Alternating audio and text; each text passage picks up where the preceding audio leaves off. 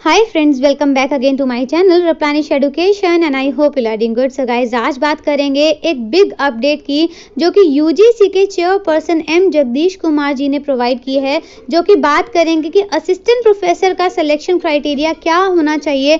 अभी तक mainly focus किया जाता है एपीआई स्कोर्स को, क्योंकि आपको पता है चाहे वो स्टेट यूनिवर्सिटी हो, सेंट्रल यूनिवर्सिटी हो या फिर कोई भी पब्लिक यूनिवर्सिटीज़ हो, तो वहाँ पर मेनली फोकस किया जा रहा है एपीआई स्कोर्स को।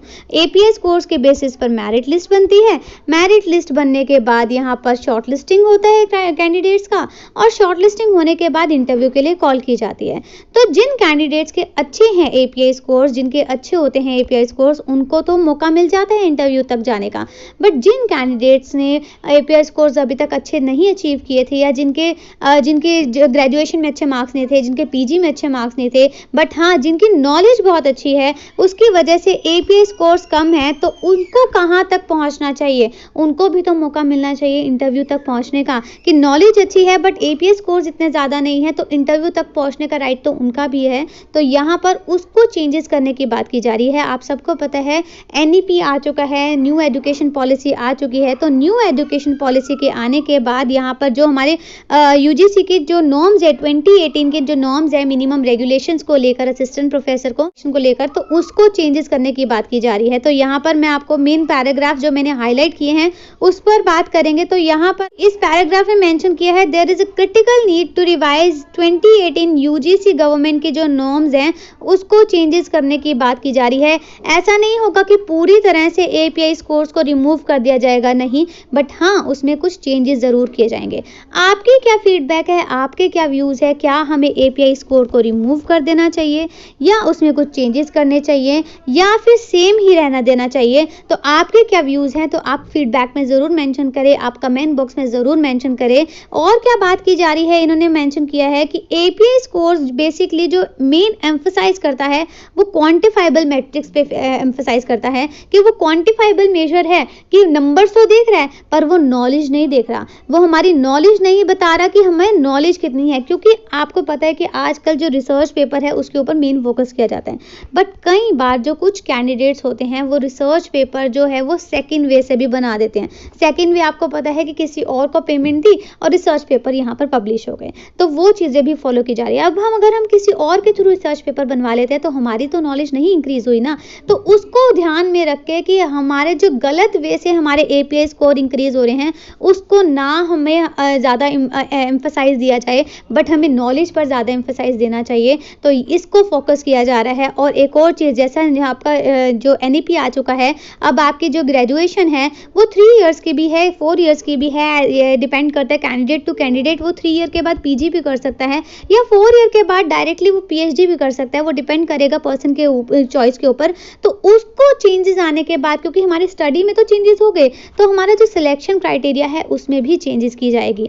अभी तक क्या किया जाता था, तो यहाँ पर अभी तक जो हमारी 4 इयर्स की बैचलर्स डिग्री थी उसको हमें कंसिडर नहीं किया जाता था पीएचडी के लिए। बट अभी न्यू एजुकेशन पॉलिसी आने के बाद तो हमारे सिलेक्शन क्राइटेरिया में भी चेंजेस होगा। तो अभी जो है उसको बैलेंस करने की बात की जा रही है कि 4 ईयर के अगर आप बैचलर्स करते हैं तो उनको भी मौका मिलेगा हायर एजुकेशन में जाने का, उनको भी मौका मिलेगा आगे जाने का। और यहाँ पर जो है और एक और चीज़, अभी तक जो है वो कई बार जो कुछ जो मेनली टीचर्स होते थे या लेक्चरर्स होते थे, कुछ लेक्चरर्स, मैं सभी की बात नहीं करती, कुछ लेक्चरर्स कई बार वो इनोवेटिव टेक्नोलॉजी लाने में डरते थे कि क्या वो एक्सेप्ट करेगा, क्या पर्टिकुलर यूनिवर्सिटी एक्सेप्ट करेगी, या पर्टिकुलर कॉलेज एक्सेप्ट करेगा, या फिर हम क्यों मेहनत करें, हमें ज़्यादा इंसेंटिव्स तो नहीं दिए जा रहे, हमारे ज़्यादा ध्यान तो नहीं दिया जा रहा, या फिर सामने से जो है वो एक्सेप्ट तो नहीं की जा रही न्यू टेक्नोलॉजी। तो यहाँ पर बात की जा रही है कि न्यू टेक्नोलॉजी के ऊपर फोकस किया जाए,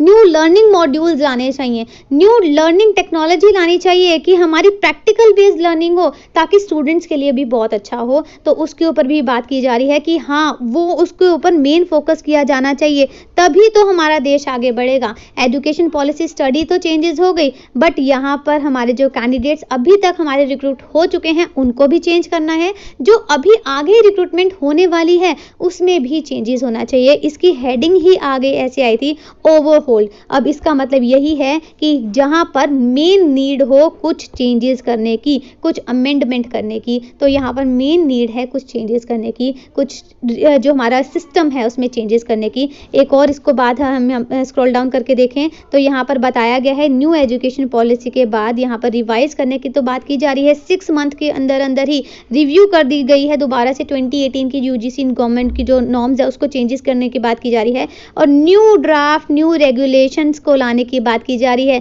लोगों की फीडबैक भी ली जाएगी, लोगों के रिव्यूज भी लिए जाएंगे। इसीलिए मैं आपको बोल रही हूँ कमेंट बॉक्स में ज़रूर मेंशन करें, आपकी बात आगे ज़रूर जाती है। जहाँ पर भी आपको मौका मिले बोलने का वहाँ पर बोलिए कि सिस्टम में क्या क्या चेंजेस होने चाहिए, क्योंकि यहाँ पर बहुत बड़ी नीड है। इंडिया को आगे जाना है तो यहाँ हमारी स्टडी में भी चेंजेस होने चाहिए, वहाँ हमारी रिक्रूटमेंट प्रोसेस में भी चेंजेस होने चाहिए, वहाँ हमारे सभी चीज़ों में चेंजेस होने चाहिए। जैसे जैसे देश आगे बढ़ेगा वैसे वैसे हमारी पुरानी रेगुलेशंस में अगर रिक्वायरमेंट है चेंजेस करने की तो वहाँ ज़रूर होने चाहिए। इसके रिगार्डिंग फिर भी अगर आपको कोई भी बात करनी है तो कमेंट बॉक्स में ज़रूर मेंशन करें। मैं जल्द ही आपके लिए एक पॉडकास्ट लाने वाली हूँ जहाँ पर रिक्रूटमेंट प्रोसेस के बारे में हम बात करेंगे, रियल रिव्यूज़ के बारे में बात करेंगे। तो आप चैनल पर बने रहिएगा, चैनल को सब्सक्राइब ज़रूर करें, शेयर ज़रूर करें आगे, और कमेंट बॉक्स में ज़रूर मेंशन करें कि क्या चेंजेस की रिक्वायरमेंट है इस इंडिया में या एजुकेशन पॉलिसीज़ में। सो आई होप आप सबको वीडियो पसंद आती है। वीडियोज़ को पसंद आती है तो वीडियोज़ को लाइक ज़रूर किया करें, चैनल सब्सक्राइब ज़रूर किया करें। So guys, thank you and have a nice day.